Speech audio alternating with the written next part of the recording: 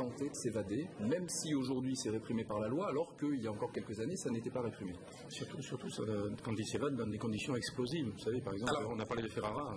Mais voilà, j'en ai des tas d'exemples, parce que ce sont à chaque fois des évasions spectaculaires. Michel Vaujour, par exemple, qui s'évade de la prison de la Santé en 86 à l'aide d'un hélicoptère piloté par sa femme. Il est libre aujourd'hui, en plus, cet homme. Oui, mais alors, l'évasion en hélicoptère de Michel Vaujour est sans doute la plus spectaculaire, mais ça n'est pas la plus ingénieuse.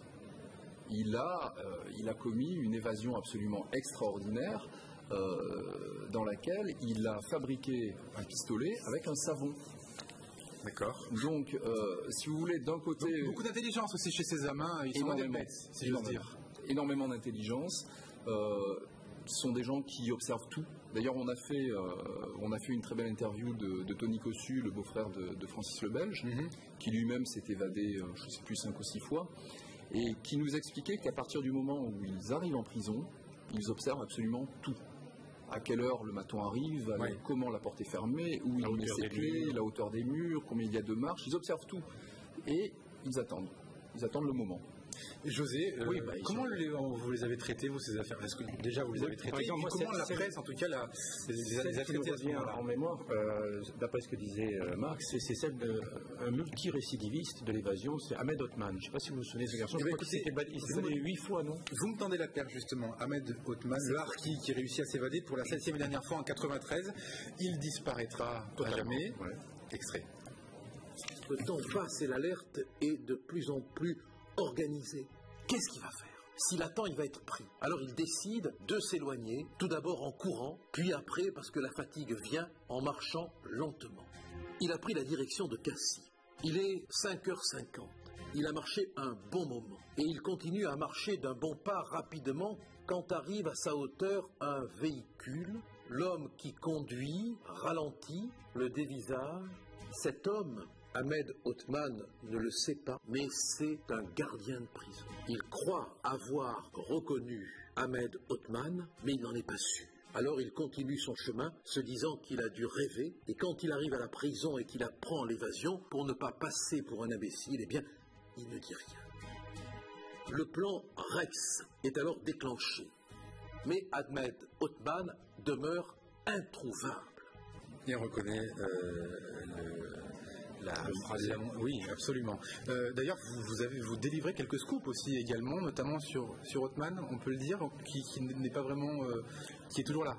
Sur Othman, oui, Othman a disparu depuis 1993. C'est très compliqué pour quelqu'un qui avait une activité criminelle aussi intense que la sienne de disparaître du jour au lendemain. Nous savons aujourd'hui qu'Ahmed Othman est vivant. Sa famille est au courant, son avocat est au courant, personne ne le dira. Mais bon, on peut confirmer qu'effectivement il est vivant, qu'il est installé à l'étranger, qu'il a fondé une famille et qu'il est retiré des voitures. Donc la police française a stoppé les recherches? Pas du tout. Non, pas du tout. S'il se présente en France, il sera arrêté, déféré à la justice et certainement condamné de nouveau pour évasion multiple. Je vous rappelle qu'il s'est évadé 8 fois de prison. 8 fois. Ça revient un petit peu au profil dont parlait Marc Mawad, c'est-à-dire que c'est un garçon qui ne supporte pas l'enfermement. Ils sont obsédés par l'évasion. Oui, d'accord, mais réussir quand même, je veux dire, 8 fois à s'évader, c'est quand même de l'ordre de l'exceptionnel. Enfin, ça paraît difficilement c'est exceptionnel, mais réalisable. c'est un garçon qui s'est évadé de prison française, mais aussi de prison hollandaise, de prison espagnole.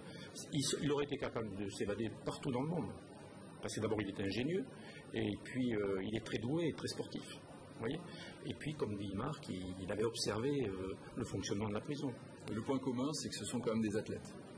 Des athlètes? Ah oui, ce sont des athlètes. Au sens propre, sportif. Oui, que ce soit Michel Vaujour, que ce soit Bruno Sula, que ce soit François Besse, que ce soit Ahmed Othman, ce sont des gens qui ont un physique exceptionnel, qui sont capables de sauter 6 à 8 mètres sans aucun problème, qui sont capables de se tenir, de grimper à un mur à main nue, des murs de 10 mètres. Ils sont exceptionnels, physiquement exceptionnels. Ça me fait penser justement maintenant, passons peut-être aussi à l'histoire de Spaggiari, avec le casse du siècle à Nice. C'est pas forcément sur le casse sur lequel vous revenez, mais plutôt sur son évasion. Donc quand il saute du bureau du juge d'instruction par la fenêtre, là une moto l'attend 8 mètres plus bas, et là encore une fois vous révélez des choses qu'on ne savait pas avant, avec notamment les mémoires des égoutiers. Oui, alors ça c'est un scoop que sans doute personne d'autre n'aura parce qu'il y a un problème de prescription. C'est-à-dire que certains égoutiers ont écrit leur mémoire, les ont confiés à un avocat parisien qui est un ami d'enfance d'Albert Spaggiari, que nous avons interviewé, et qui nous a donné un exemplaire du script. Et les égoutiers révèlent qu'en fait, Spaggiari n'est pas le cerveau du casse de Nice, il en est l'instigateur, c'est vrai, mais en fait, il y avait un gang qui préexistait, qui avait déjà fait un casse à Paris, qui avait cassé une poste par les égouts. Le casse avait avorté, et ils étaient revenus dans le sud avec tout leur matériel, et ils cherchaient une affaire. Et à ce moment-là, Albert Spaggiari cherchait à rentrer à la Société Générale, à Nice, mais il cherchait une équipe pour faire un braquage traditionnel. Bon, moi, je suis pas du tout d'accord. Je sais que vous bouillez d'impatience de répondre. Je ne suis pas du tout d'accord avec la thèse de Marc. On marque une petite pause de quelques minutes et on revient tout de suite. C'est passionnant. À tout de suite.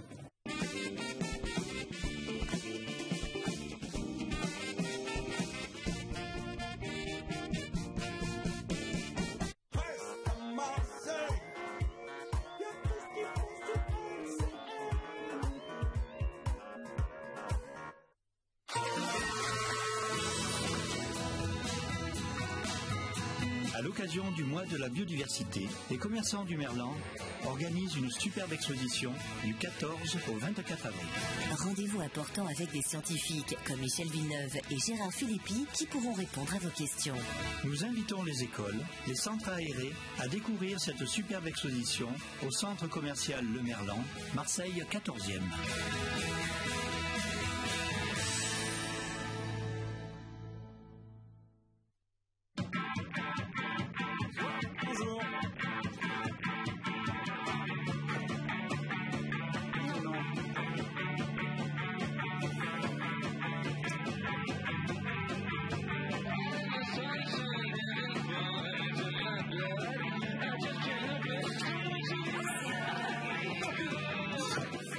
C'est bon, c'est ça là.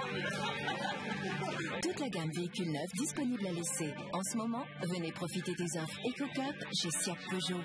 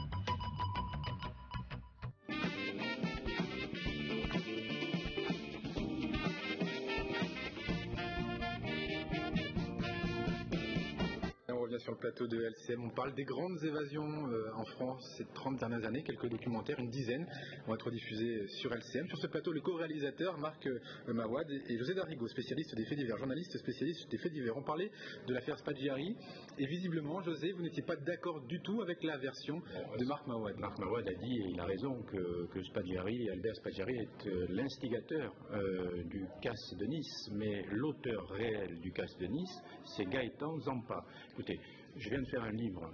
Vous l'affirmez? Je viens de faire un livre avec Roger Grobert sur Gaëtan Zampa, oui, sur sa vie, son équipe, notamment Jean-Claude Migozzi, qui est la cheville ouvrière du casse de Nice, Henri Michelucci, Gérard Vigier, tout le gang de Zampa a perpétré le casse de Nice. Et un mois plus tard, pas plus tôt, Marc, un mois plus tard,